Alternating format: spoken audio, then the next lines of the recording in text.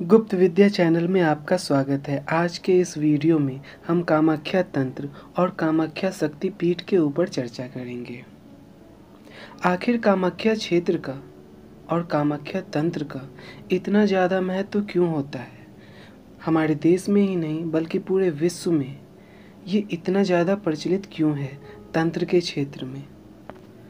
तंत्र की बात हो और वहाँ कामाख्या का नाम ना जोड़ा जाए, ये हो नहीं सकता। पर विद्या, रहस्य विज्ञान के जितने भी साधक हैं, यदि वे यहाँ नहीं आते हैं तो उन्हें सिद्धियाँ नहीं मिलती।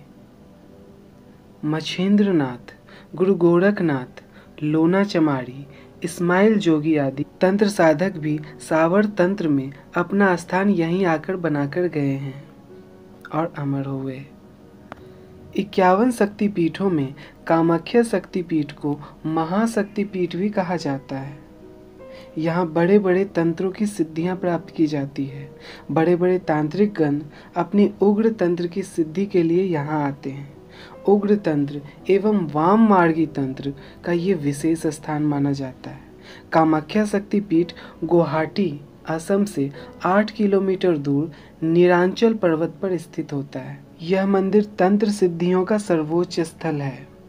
देवी सती के 51 शक्तिपीठों में जहां उनके अलग अलग अंग गिरे, यहाँ देवी का योनि भाग गिरा है। पौराणिक कथाओं के अनुसार राजा दक्ष के द्वारा भगवान शिव का अपमान किए जाने पर माता सती ने हवन कुंड में अपना आत्मदाह कर लिया।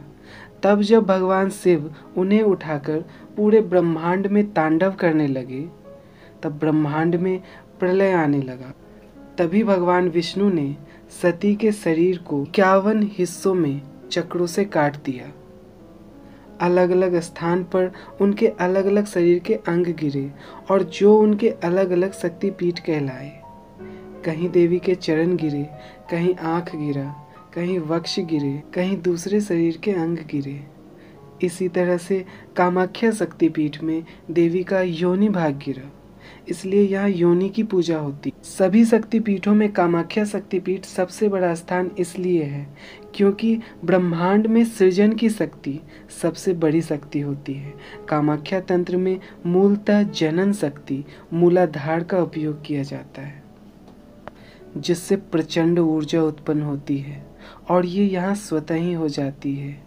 इसलिए सिद्धियाँ व शक्तियाँ सहज ही प्राप्त हो जाती हैं। कामाख्या शक्तिपीठ में आम्बुवाची का पर्व बहुत ही महत्वपूर्ण माना जाता है, जो कि साल में एक बार ही आता है। इस दिन भगवती रजस्वला होती है। इस दिन इस शक्तिपीठ की आध्यात्मिक शक्ति काफ़ी बढ़ जाती है। ये तंत्र सिद्धि का बहुत महत्वपूर्ण समय माना जाता है। इस समय दूर दूर से कई अघोरी, नाथ, शाक्त, तांत्रिक, मांत्रिक यहाँ पहुँचते हैं। उनका जमघट लगता है। तांत्रिक सिद्धियों को पाने के लिए सिर्फ भारत से ही नहीं बल्कि दूर देशों से भी तांत्रिक आते हैं। आम्बुवाची पर्व के दौरान मंदिर के अंदर का द्वार बंद कर दिया जाता है, जो कि 22 जून से लेकर 24 जून तक रहता है और ये 25 जून की सुबह 5:30 बजे खुलता है। इसके बाद श्रद्धालुगण पूजा अर्चना करते हैं।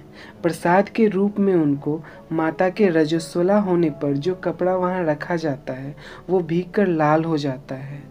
वो कपड़ा श्रद्धालुओं को दिया जाता है, जिसे आम्बुवाची वस्त्र भी कहते हैं। ये वस्त्र जिन्हें प्राप्त होते हैं उनकी मनोकामनाएं पूर्ण होती हैं और कहा जाता है कष्ट और विघ्न का निवारण हो जाता है। इस पर्व के दौरान जो श्रद्धालु वहाँ रहते हैं उनके लिए कुछ विशेष नियम होते हैं।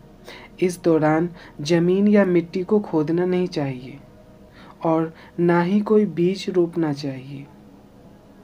इन दिनों में यहाँ कोई शंख या घंटी नहीं बजाते हैं। अन्न या जमीन पर उगने वाली चीज़ों, सब्जियों, फलों का त्याग कर देते हैं। ब्रह्मचर्य का पालन करना आवश्यक होता है। इस समय जितना हो सके अपने इष्ट देवता का जाप करना चाहिए। इससे बहुत लाभ होता है।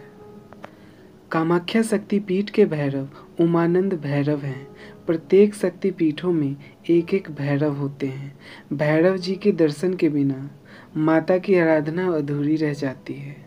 भैरव जी के विषय में आगे भी बताया जाएगा, इनका बहुत बड़ा महत्व होता है। कामाख्या शक्तिपीठ जहाँ पर स्थित है, उस स्थान को कामरूप भी कहा जाता है, जिसे जादू की नगरी भी कहते हैं। इसके बारे में आगे चर्चा होगी। कामाख्या मंदिर के ऊपर माता भुवनेश्वरी का भी मंदिर है। कहा जाता है भौतिक सफलता पाने के लिए लोग कामाख्या मंदिर जाते हैं और आध्यात्मिक सफलता के लिए लोग भुवनेश्वरी मंदिर जाते हैं। इस मंदिर में एक गुफा भी है जिसे नरकासुर पथ कहते हैं। यहाँ जाना थोड़ा कठिन होता है, ये पत्थरों से घिरा हुआ है। मंदिर के मध्य भाग में देवी की एक विशालकाय मूर्ति स्थित है। यहीं पर एक कुंड भी स्थित है जिसे सौभाग्य कुंड भी कहा जाता है। यहाँ यह मान्यता है कि देवी को लाल चुनरी या लाल वस्त्र चढ़ाने से सभी मनोकामनाएं पूर्ण होती हैं। इस शक्तिपीठ में कुमारी पूजन का बहुत बड़ा महत्व होता है। कुमारी भोज और पूजन अहम माना जाता है क्योंकि इस स्थान को महाकुमारी पीठ भी कहा जाता है। इस क्षेत्र में महाआदि शक्ति कामाख्या कौमारी रूप में ही सदा विराजमान रहती हैं। यहाँ सभी वर्ण और जातियों की कुमारी वंदनीय है, पूजनीय है। वर्ण जाति का भेद करने वाले साधक की सिद्धियां नष्ट हो जाती हैं। शास्त्रों में ऐसा वर्णन है कि ऐसा करने पर इंद्र जैसे शक्तिशाली देव को भी अपने पद से वंचित होना पड़ा था। कामरूप कामाख्या क्षेत्र में जाने से पहले कुछ बातों का विशेष ध्यान रखना चाहिए। यहाँ किसी श्रद्धालु, किसी साधु संतों का भूल से भी अपमान नहीं करना चाहिए क्योंकि यहाँ बहुत ही उच्च कोटि के तांत्रिक रहते हैं। पता नहीं आपके कौन से आचरण से वे रुष्ट हो जाएं। यहाँ कई वशीकरण और उच्चाटन जैसी शक्तियाँ विद्यमान हैं जो कि किसी नियम का उल्लंघन करने पर तुरंत आप पे लग जाती हैं। अगर यहाँ पर साधना विशेष की बात हो, अगर यहाँ आके साधना आदि करना चाहते हैं तो गुरु के मार्गदर्शन में ही करें। सबसे अच्छा तो ये होगा कि आप गुरु के साथ वहाँ जाएं और साधनाओं को संपन्न करें। किसी उग्र साधना के लिए, सिद्धि पाने के लिए ये बहुत महत्वपूर्ण स्थान है। गुरु साथ ना भी हो तो उनका आदेश अवश्य लेना चाहिए। कामाख्या माता की साधना का एक विशेष तंत्र विधान भी होता है और इनकी साधना से कुछ भी पाया जा सकता है। इनकी साधना काफ़ी उच्च कोटि की साधना होती है, लेकिन ये जल्दी गुरु नहीं देते। ये बहुत ही मुश्किल से मिलता है। जिन पर माता की असीम कृपा होती है, इनकी साधना वही कर पाते हैं। तो ये था कामरूप कामाख्या और कामाख्या तंत्र का एक छोटा सा परिचय।